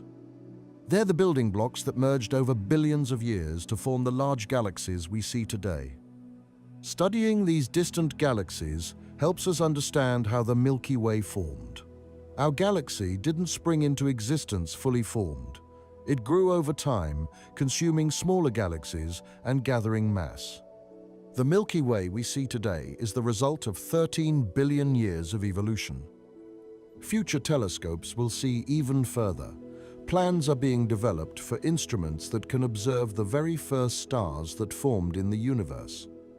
These observations will help us understand how structure formed, how galaxies grew, and how the universe evolved from a nearly uniform soup of hydrogen and helium into the rich tapestry of galaxies we see today. But no matter how powerful our telescopes become, we'll always be limited by the observable universe's boundary. We can never see beyond that horizon. The universe beyond our view will remain unknown, possibly forever. Still, the search continues, because even though the Milky Way is small, even though we're just one tiny part of an enormous universe, we want to understand it. That drive to explore, to question, to seek knowledge is one of the things that makes us human. But now, let's zoom back in. Let's come home, because no matter how small the Milky Way is compared to the universe, it's still our galaxy. It's still home. When you look up at the night sky on a clear, dark night, away from city lights, you can see the Milky Way stretching overhead like a river of light. That band of light is the combined glow of billions of stars, too distant to see individually, all part of our galaxy's structure. Every star you can see with your naked eye is part of the Milky Way. Sirius, the brightest star in the night sky, is about 8.6 light-years away. Betelgeuse, the red giant in Orion, is about 700 light-years away. Alpha Centauri, the nearest star system to our Sun, is about 4.3 light-years away. All of them are our neighbors in this vast spiral. The Milky Way has been humanity's companion for as long as we've existed. Ancient cultures created myths about it. The Greeks thought it was milk spilled by Hera. The Norse thought it was the path to Valhalla. Native American tribes saw it as a path of souls traveling to the afterlife. Chinese astronomers called it the Silver River. We didn't know what it really was until relatively recently, but even in our ignorance, we recognized its beauty. We told stories about it. We wondered about it. Now we know what it is. We know it's a galaxy, one of trillions. We know where it fits in the larger structure of the universe. We know how small it is compared to what's out there. But that knowledge doesn't make it less beautiful. If anything, it makes it more beautiful, because now we understand what we're looking at. We know that each point of light in that band represents another sun, perhaps with planets, perhaps with life. The Milky Way is small, but it's ours. And within it, on one small planet orbiting one ordinary star, life arose. Consciousness emerged.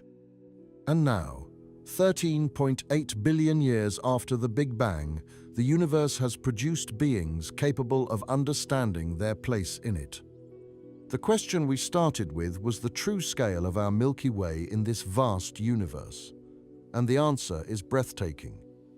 Zoom in, and we live in one of the cosmic giants, a galaxy so large that 95% of everything else out there is smaller. Zoom out, and even our mighty spiral becomes just one flickering light in an ocean of 2 trillion others. That duality is everything. The Milky Way gave us hundreds of billions of stars, a quiet corner stable enough for life to appear, and 4 billion years of calm evolution that let consciousness emerge on one little world. Every human story, every love, every dream, every discovery, all of it unfolded here, inside this one extraordinary galaxy. The universe is unimaginably large. Countless superclusters, walls and voids stretch farther than light has had time to travel. Yet you are here, right now, awake inside one of the biggest islands in that endless sea, feeling the full weight and wonder of it all. So when you look up tonight at that glowing band across the sky, remember, it's vast enough to be exceptional and still just our home. And that makes it perfect. There's something profound that happens when you truly grasp the scale of the universe. It changes you, not in some vague, mystical way, but in a real, practical sense. Your perspective shifts. The problems that seemed overwhelming yesterday suddenly seem smaller. Not because they're not real or important, but because you see them in context. That argument with a friend, that stressful day at work, that disappointment you've been carrying, all of it is happening on one planet, in one solar system, in one galaxy among trillions.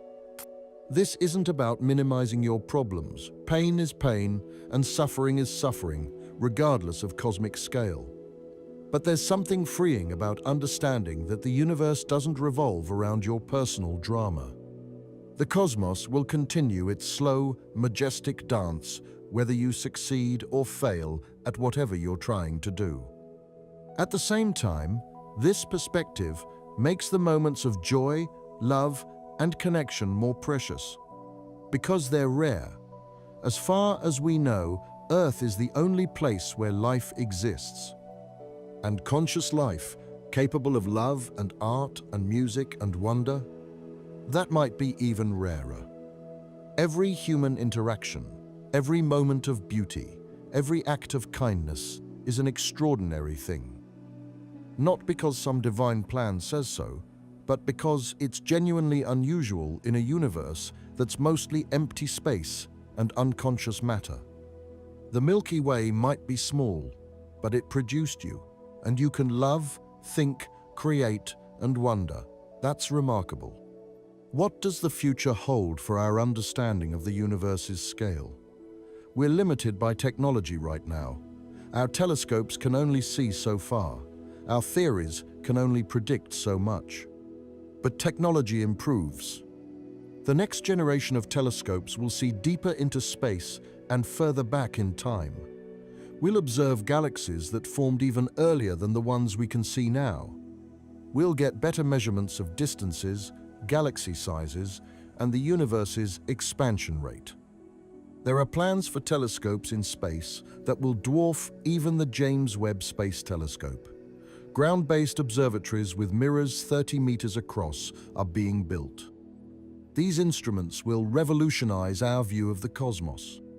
We might discover that the universe is even larger than we thought. We might find evidence for or against the multiverse hypothesis. We might detect signals from other civilizations or find biosignatures in the atmospheres of distant planets. Or we might discover something completely unexpected, something that changes everything we think we know. That's happened before. Every major advance in astronomy has revealed surprises. There's no reason to think we've seen the last surprise. But even as our knowledge grows, some things will remain constant. The Milky Way will still be our home. The universe will still be vast. And we'll still be here, looking up, wondering, trying to understand our place in it all. There's a paradox here that's worth holding in your mind. Compared to the greatest structures, the walls, the voids, the observable universe itself, even our mighty Milky Way becomes just one flickering light among trillions. Yet that same galaxy is one of the true giants of the cosmos, larger than 95% of everything else that exists. That duality is everything. A seed is tiny. Almost nothing yet from it grows a tree that can outlive mountains. An atom is unimaginably small, yet atoms build stars, worlds, and you. The Milky Way sits in the same perfect balance, vast enough to cradle hundreds of billions of suns, stable enough for life to arise, rich enough in heavy elements for planets and consciousness to emerge. Within this one extraordinary galaxy, at least one world learned to look back at the sky and understand what it was seeing. The universe may be incomprehensibly large, but most of it is silent and empty. Our Milky Way, exceptional in its size, remarkable in its story, is different. It has us. Before we get to the Hercules Corona Borealis Great Wall, let's talk about some other massive structures that make the Milky Way look tiny. The universe isn't just filled with individual galaxies. It's filled with structures made of galaxies, and these structures are absolutely enormous. The Sloan Great Wall was discovered in 2003 by astronomers analyzing data from the Sloan Digital Sky Survey. This is a wall of galaxies that stretches about 1.37 billion light-years across. It's located about 1 billion light-years from Earth, and it contains tens of thousands of galaxies. To put that in perspective, if the Milky Way were the size of a grain of rice, the Sloan Great Wall would be about the length of a football field. Actually, that's understating it. If the Milky Way were a grain of rice, the Sloan Great Wall would be longer than 10 football fields placed end to end. This structure was discovered by mapping the three-dimensional positions of galaxies. When you plot where galaxies are in space, not just where they appear on the sky, but how far away they are, patterns emerge. Galaxies aren't randomly distributed. They cluster along filaments and walls, surrounding vast empty voids. The Sloan Great Wall is one of these walls. It's a sheet of galaxies, relatively thin but extremely long and wide. Think of it like a cosmic membrane, stretching across more than 1 billion light-years of space. The galaxies within it are gravitationally connected, though loosely. They're all part of the same large-scale structure. What's remarkable about the Sloan Great Wall is that it was completely unknown until recently. It's not that we couldn't see the galaxies that make it up. Many of those galaxies had been observed decades earlier. But we didn't know they formed a coherent structure until we had good distance measurements for enough galaxies to map out their three-dimensional positions.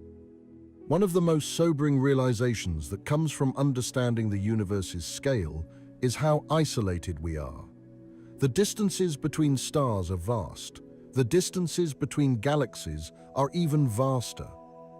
Even if the universe is filled with life, with civilizations, we might never meet them.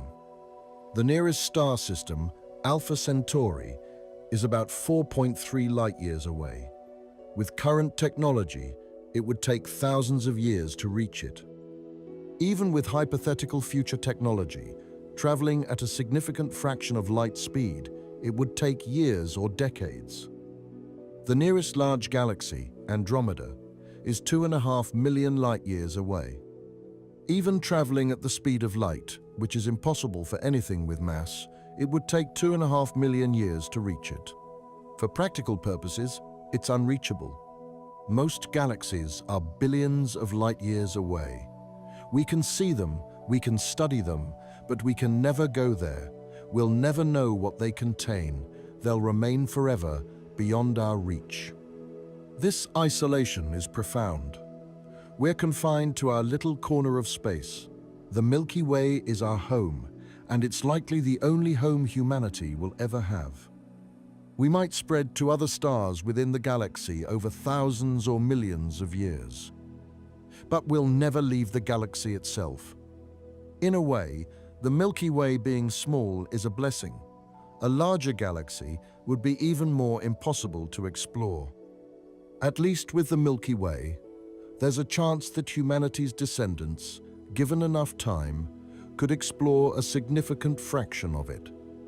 But that's far in the future.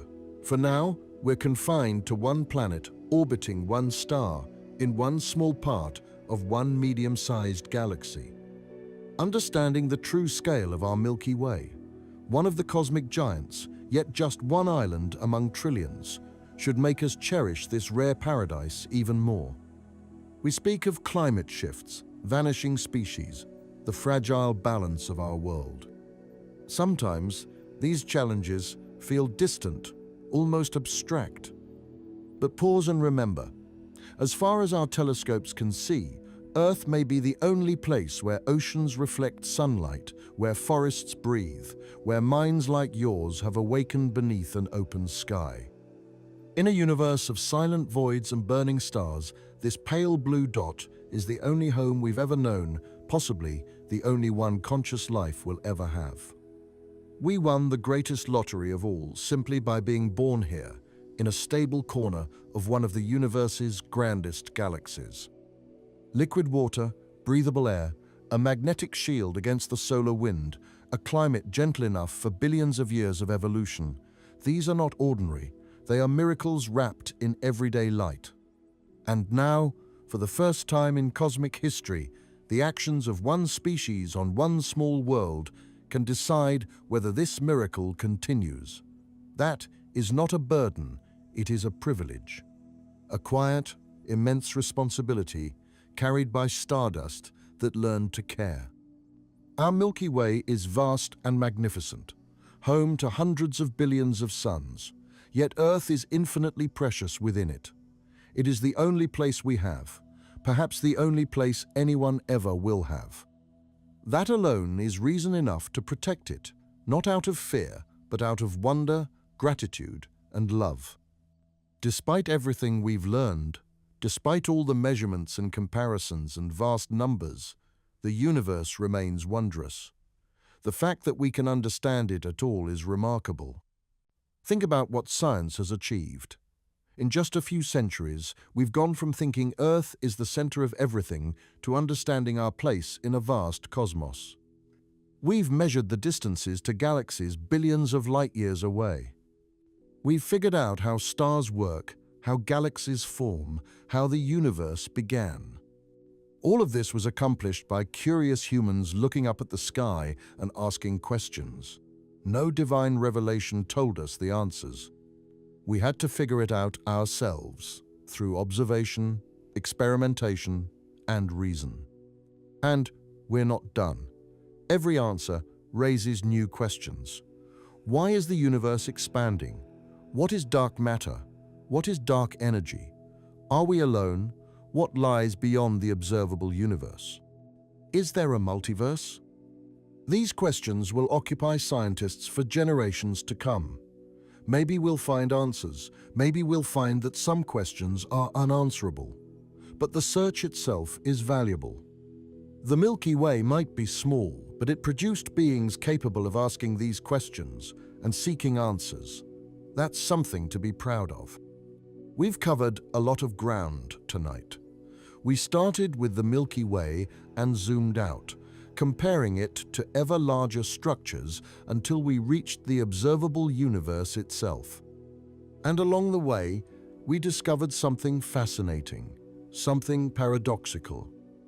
The Milky Way is simultaneously one of the largest galaxies in the universe and also incredibly small compared to the largest cosmic structures. Both of these things are true at the same time. When we compare the Milky Way to most galaxies, to the dwarf galaxies that make up 95% of all galaxies in the cosmos, the Milky Way is enormous.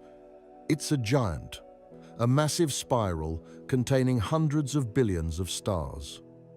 Most galaxies will never be this large. Most galaxies are tiny collections of a few billion stars or less, faint and unremarkable. The Milky Way is exceptional. It's in the top 5% of galaxies by size. That's genuinely impressive. If galaxies were countries, the Milky Way would be one of the superpowers, not a small island nation.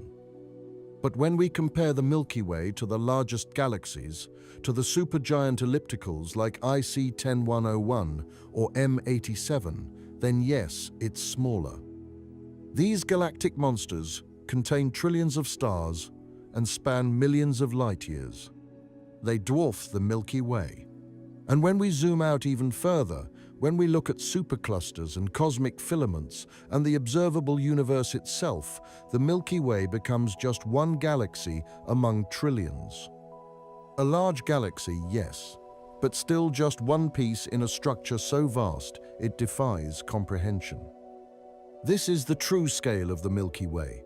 It's not small, it's not average, it's large, genuinely large, by any reasonable standard. But the universe is so vast that even a large galaxy becomes insignificant when you zoom out far enough. It's like being a tall person in a large crowd. You might be taller than 95% of the people around you. That makes you tall. But stand next to a skyscraper and suddenly your height seems irrelevant. Both things can be true. You can be tall and also tiny, depending on what you're comparing yourself to. The Milky Way is our home. It's the galaxy that produced the Sun, the Earth, and us. It's the structure that contains every star visible to the naked eye, every constellation that ancient humans used to navigate and tell stories, every astronomical object that humans have observed throughout history. And it's large, genuinely, impressively large. Larger than almost all other galaxies. That should give us some perspective, some appreciation for the cosmic neighborhood we inhabit. But I want to end on a different note, because while the Milky Way might be small, it's also home, and there's no place quite like home. When you go outside tonight and look up at the sky, try to see the Milky Way. It's harder if you're in a city because light pollution washes it out. But if you can get somewhere dark, away from streetlights and buildings, you'll see it. A pale band of light stretching across the darkness. That's your galaxy. That's where you live. All those points of light, all those stars, they're your neighbors in space. Some are closer, some are farther, but all of them are part of the same structure that holds you. The universe is vast. The Milky Way is small, but you're here, on a planet in this galaxy, able to think about these things, and that's worth something. That's worth a lot, actually. So yes, the Milky Way is small compared to the universe, but it's also everything we have. It's home, and sometimes home is enough. Let me leave you with one last thought. The question of scale, of how large or small the Milky Way is, ultimately reveals something profound about perspective, because scale is relative. It depends entirely on what you're comparing. To a human, the Milky Way is unimaginably large. You could live 1 billion lifetimes and never visit even a tiny fraction of its stars. To a dwarf galaxy, if it could somehow perceive such things, the Milky Way would be a giant, a massive structure hundreds of times larger than itself. To the universe, the Milky Way is one galaxy among trillions, large compared to most, small compared to some, and insignificant compared to the largest cosmic structures. All of these perspectives are valid. All of them are true. The Milky Way is simultaneously enormous and tiny, important and insignificant, exceptional and ordinary. It depends on your frame of reference. What matters is that we understand this. We understand that our home galaxy is genuinely large by most standards. We're not living in some tiny, insignificant corner of the universe. We're living in one of the largest galaxies that exists. That's something to appreciate. But we also understand that no matter how large the Milky Way is, there are always larger structures. There's always a bigger picture. The cosmos operates on scales that dwarf even the largest galaxies. The Milky Way gave birth to us. It's genuinely large by cosmic standards, sitting in the top 5% of all galaxies. But it's also part of structures so vast they make even a large galaxy seem small. Both things are true. So when someone asks about the true scale of the Milky Way, you can answer with confidence. You can explain that it's one of the largest galaxies in the universe, home to hundreds of billions of stars. You can talk about how most galaxies are tiny dwarfs by comparison. But you can also explain that when you zoom out far enough, when you look at superclusters and cosmic filaments and the observable universe itself, even a large galaxy like ours becomes just one small piece in an incomprehensibly vast cosmos. The Milky Way is large, but the universe is larger, and understanding both of these truths, holding them in your mind at the same time, that's what it means to truly grasp the scale of our cosmic home. Thank you for joining me on this journey. If you found value in this exploration, please consider liking this video and subscribing. Your support helps me continue making these deep dives into the cosmos. And remember, the next time you look up at the night sky and see that band of light stretching overhead, you're looking at home, one of the largest galaxies in the universe. Genuinely, impressively large, home to hundreds of billions of stars. And yet, when you zoom out far enough, just one galaxy among trillions in a cosmos so vast it challenges comprehension. The Milky Way is large, the universe is larger, and you, living in this remarkable galaxy, are part of it all. Sleep well under the stars.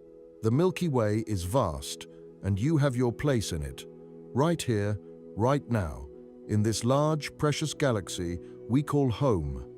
Good night, and sleep well under the stars. Despite everything I've told you tonight, despite all the measurements and observations and theories, there's still so much we don't know about the universe and how the Milky Way fits into it. Let me highlight some of the big open questions. We still don't know what dark matter is. We know it's there because we can measure its gravitational effects, but we don't know what particles it's made of, or if it's particles at all. It could be some exotic form of matter we've never encountered. It could be black holes. It could be something else entirely. This is one of the biggest mysteries in physics.